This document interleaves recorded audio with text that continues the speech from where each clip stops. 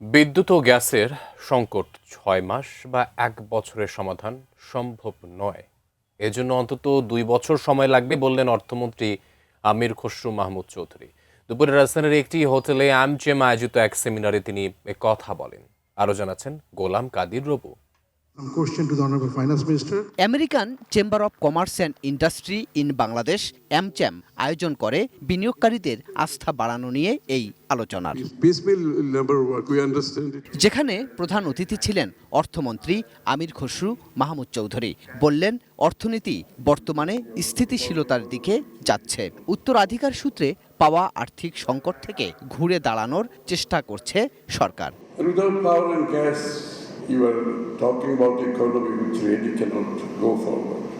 বিদ্যুৎ এবং গ্যাস সংকটের কথাও উঠে আসে তার বক্তব্যে। তবে বড় কোনো সুখবর তিনি দিতে পারেননি, বরং উল্টো সংকট সমাধানে চাইলেন আরও কিছুটা সময়।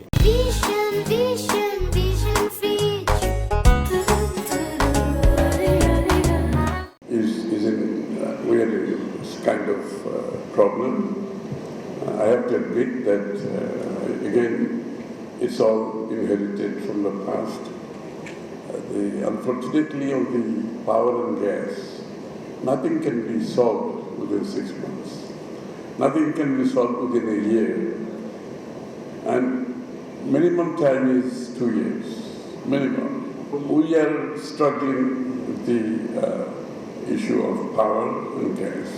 কর ব্যবস্থায় অনিয়ম, দুর্নীতি ও হয়রানি কমিয়ে ব্যবসার পরিবেশ উন্নত করতে সরকার কাজ করছে বলেও জানান তিনি। On the taxation side, one big complaint from the business community that the red tapeism, bureaucracy, harassment, corruption, again deep-rooted, very deep-rooted.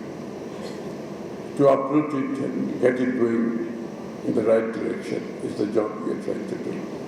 And tax GDP is one of the lowest in Bangladesh, even in the region. JP মর্গানের মতো বিদেশি প্রতিষ্ঠানগুলোও পুঁজিবাজারে বিনিয়োগে আগ্রহী বলে জানান অর্থমন্ত্রী। We are getting a lot of interest from foreign fund managers. Lot of interest. Not one, not two, quite. And big fund managers from the States.